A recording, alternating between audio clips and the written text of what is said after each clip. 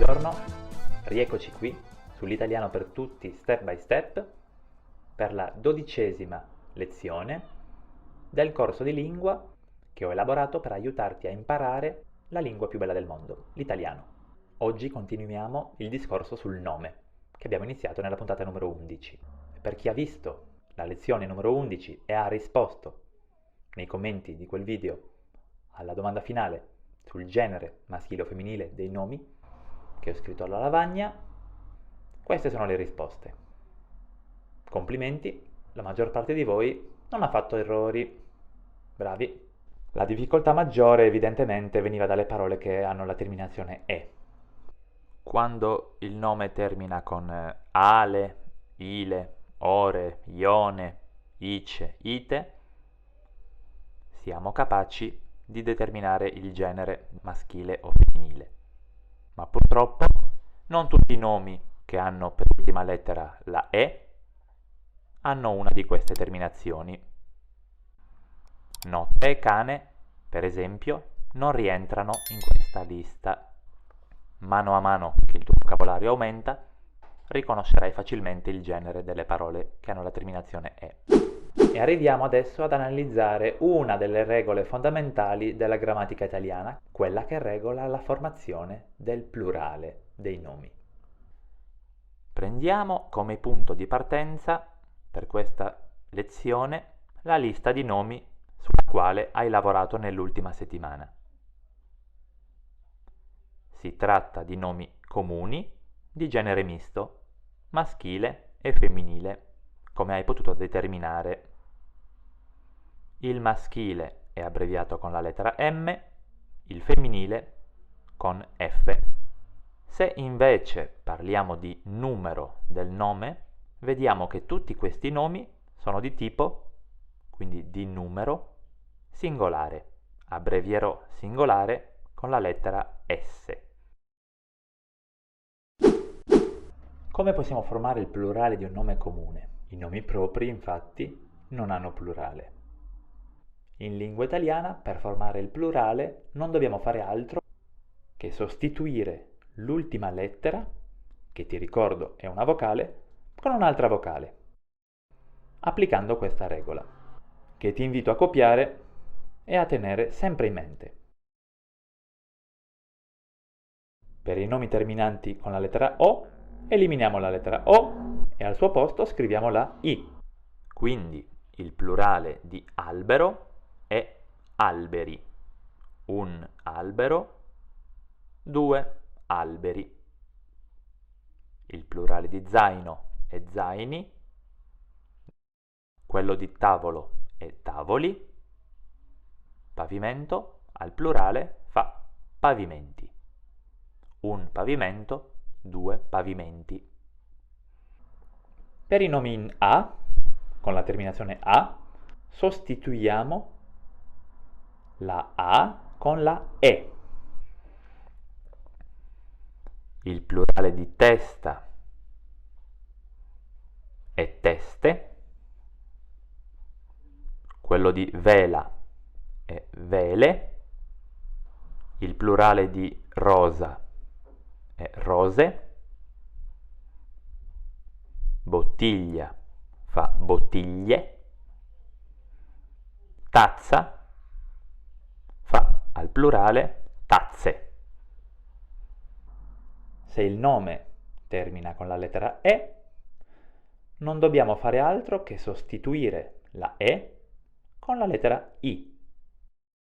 Quindi il plurale di cane è cani, un cane, due cani, canale diventa al plurale canali, religione, religioni, notte diventa notti, attrice diventa attrici, dottore al plurale si dice dottori. Questa regola, la nostra regola aurea, come ben puoi immaginare, non si applica a tutti i nomi italiani. Possiamo elencare 5 categorie di nomi che fanno eccezione a questa regola. La prima categoria contiene i nomi terminanti con la lettera I e con la lettera U. È raro, ma esistono nomi singolari che terminano con una I e con la lettera U. Per esempio, crisi, analisi e tribù. Non potendo applicare la regola perché non ho né una A, né una E e né una O da sostituire, questi nomi si definiscono invariabili, nel senso che il loro plurale e il loro singolare è identico. Diciamo perciò una crisi, due crisi, una analisi, due analisi. Il plurale di tribù è tribù, una tribù, due tribù. La seconda categoria è quella dei nomi stranieri e dei nomi anche italiani che terminano con una consonante. La regola generale è che i nomi italiani terminano in vocale, ma esistono parole che hanno per terminazione una consonante. Per esempio, i nomi virus o sport. Quando non possiamo applicare la regola, singolare e plurale del nome sono identici, non effettuiamo nessun cambiamento. Il plurale di virus è virus, il plurale di sport è sport. I nomi stranieri sono abbastanza riconoscibili. In generale terminano con consonante e contengono una di queste lettere, una di queste 5 lettere che ti ricordo non appartengono all'alfabeto italiano. I lunga, K, W, X, Y. Quindi il plurale di whisky è whisky, il plurale di yoga è yoga. La terza categoria di parole che hanno il plurale identico al singolare, quindi di parole alle quali non applichiamo la regola aurea della formazione del plurale, è costituita dalle parole che terminano con una A, con una E e con una O, quando si tratta di A, E, O con l'accento tonico, quindi di A e O accentate. Ti invito a vedere, se ancora non lo hai fatto, la lezione sull'accento tonico, la numero 10. Quando l'accento tonico si trova sull'ultima vocale, per esempio nella parola caffè, o tè, o città, o papà, pedalo, questa vocale è considerata come molto importante e non possiamo eliminarla, sostituendola quindi con un'altra. Il plurale di città è quindi città. Il plurale di papà è papà. Il plurale di tè o di caffè è tè o caffè. Il plurale di pedalò è pedalò. Plurale identico al singolare.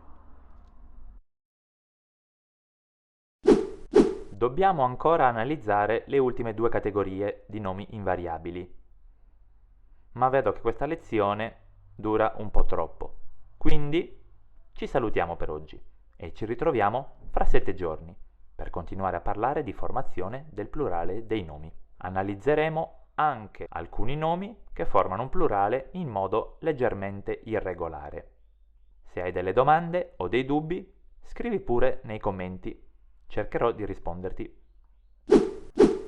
Se questa lezione ti è piaciuta, se hai imparato qualcosa, ti invito a mettere un like e a iscriverti al canale per non perdere le prossime lezioni.